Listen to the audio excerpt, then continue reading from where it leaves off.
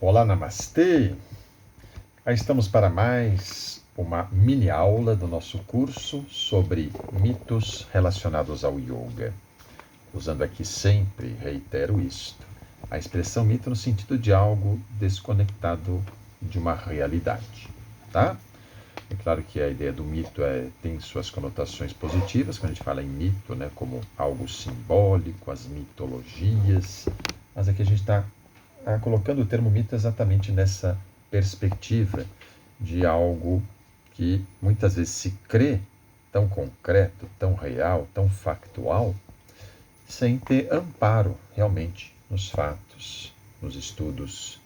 E aqui eu vou falar de estudos dentro da área historiográfica, dentro da arqueologia. Não é minha área, claro. Às vezes a gente pode se aventurar por áreas que não são as nossas e falar muitas bobagens, tá? Mas eu me baseio sempre em autores estudiosos que têm grande credibilidade no meio acadêmico que falam sobre essas temáticas, tá bom? Então, dentro da parte histórica, a gente fala de história da Índia, tá? Uma das minhas referências importantes é esse livro, né, esse trabalho do John Key, que é um livro sensacional sobre a história da Índia, muito bem embasado, tá bom? E quando a gente fala de história do yoga pré-moderno, eu estou me baseando hoje muito, dentre outros trabalhos importantes, mas agora mais recentemente neste, que é Roots of Yoga, original, né? E saiu em português, Raízes do Yoga, tá? Então esses livros têm muitas referências e citações que nos esclarecem muita coisa, e às vezes desconstroem mitos que eu mesmo tinha antes dessas leituras.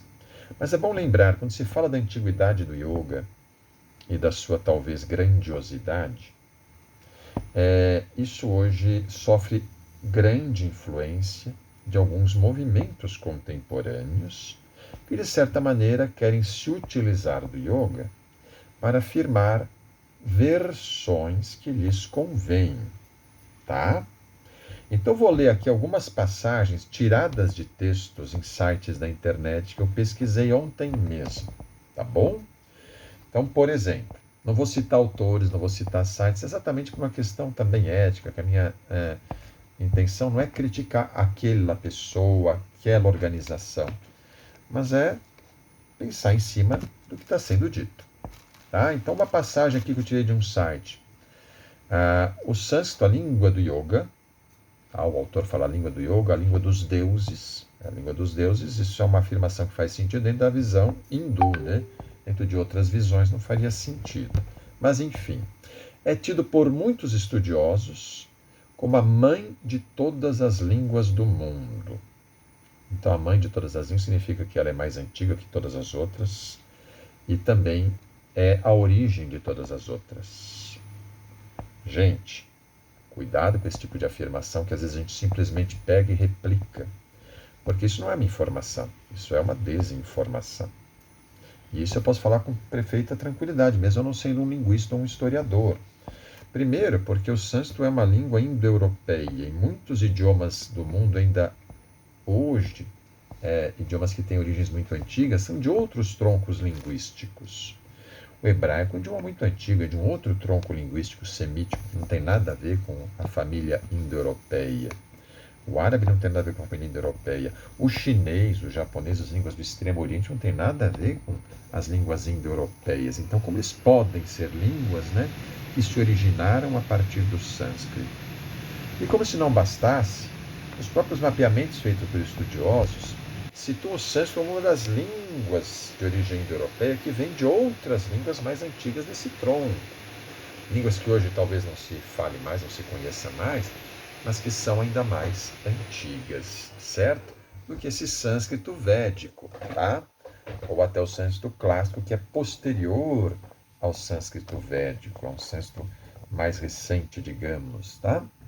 Enfim, outra informação, digamos, frase, expressão que eu colhi na internet sobre hinduísmo. O hinduísmo, a religião mais antiga da humanidade, teve início com a antiga cultura védica por volta de 3000 a.C. Então veja, primeiro você não pode dizer que o hinduísmo é a religião mais antiga da humanidade também, que outras religiões também com as suas origens muito antigas, o próprio judaísmo, que a gente costuma conhecer melhor por conta de termos uma influência maior judaico-cristã, né? E aí, você fala em cultura védica e coloca a cultura védica 3.000 antes de Cristo, isso contraria o que esses historiadores tal mencionam. A cultura védica é uma cultura que se difundiu no segundo milênio antes de Cristo e não 3.000 antes de Cristo, certo? E enfim, a gente vai continuando a trazer aqui mais algumas dessas afirmações. Outra afirmação, aqui tirado do Google, tá? Veja que o Google também pode te trair algumas vezes. Primeiros registros da Ayurveda, 3.000 a.C., encontrados em uma antiga civilização do noroeste da Índia. Ayurveda. Gente, uma coisa é você ter algum achado arqueológico que possa, a partir de alguma interpretação, suscitar a ideia de que aquilo era alguma prática de cura, algo assim. Mas daí não se pode concluir que isso já era Ayurveda. Ayurveda tal como se conhece hoje. Esse Ayurveda que a gente conhece hoje, né, Ayurveda clássico, com todo esse embasamento, a visão dos doshas, ele sofre influência já de sistemas de pensamento indianos que conhecemos, que se desenvolveram no primeiro milênio antes de Cristo, tá? E aí utiliza esse tipo de informação para dizer que o Ayurveda também é o sistema de cura mais antigo, tá? Isso também está assim afirmado em alguns sites, né? E por fim, essa do Google que agora chega à nossa área, né? Ao yoga.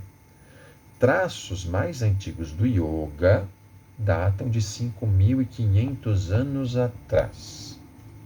Gente, até onde eu saiba de tudo que eu fui pesquisar por aqui, não tem nenhuma evidência, nem de civilização na Índia, que dirá do yoga, 5.500 anos atrás. Então, segundo o próprio John Key, as referências que ele cita, o início da civilização no subcontinente indiano está nessa transição de um milênio para o outro, que a gente situa aqui arredondando 3.000 a.C., 5.000 anos atrás, não 5.500, tá? Mas aí se fala de civilização do Indo, as pessoas já costumam falar em 5.000 anos atrás, quando essa civilização durou quase que 1,5 milênio, e a fase tardia dela, a fase Harapiana tardia, é que produziu uma evidência que é muito usada para falar do yoga como sendo muito antigo, que é precisamente esta imagem aqui, ó. Esta imagem é o selo de Harappa, que supostamente está representando um ser semimítico, né? Uma divindade. Se considera que seja Pashupati. Eu já falei isso no curso também de História do Yoga. E aí vai se associando os símbolos que estão nessa imagem com símbolos associados a também Shiva como Adi Yogi, o Shiva como a Yogi primordial, tá? E ao fazer essa associação se fala, olha, esta imagem já traz a simbologia que é do Yoga e aparece associada ao Shiva como grande Yogi, Yogi primordial. Portanto, isso pode ser uma evidência de um Yoga muito antigo. Mas perceba o quanto isso é tudo muito hipotético. Não temos nada que, de certa maneira, nos traga mais certezas desse tipo de afirmação. Porém, ainda assim, supondo que isto seja yoga já nesse período, está mais perto de 2.000 a.C. do que de 3.000, porque isso aqui já é produzido, né, na fase Harapiana tardia, tá certo? Então, a gente tem que tomar cuidado com essas tendências que são muito comuns no nosso meio, de tentar qualificar o yoga, e veja que isso vem junto com um pacote de tudo que é praticamente tradicional indiano.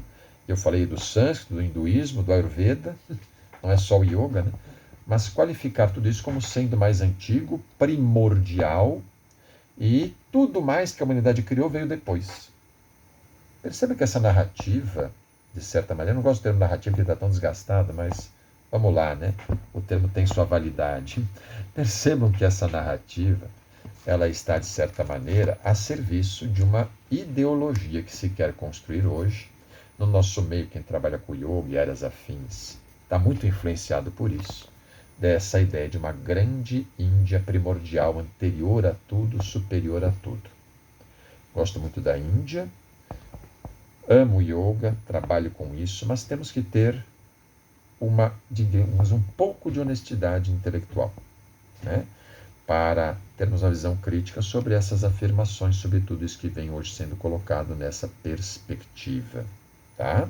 Então, este é o questionamento que eu faço hoje. Sei que é um tema polêmico, que pode suscitar algumas contrapartidas ou contrapontos, mas estamos aqui para isso, né? Exatamente para desconstruir algumas, digamos, ideias muito solidificadas, mostrando que, pelo menos, na pior das hipóteses, podemos colocar aqui alguma versão diferente.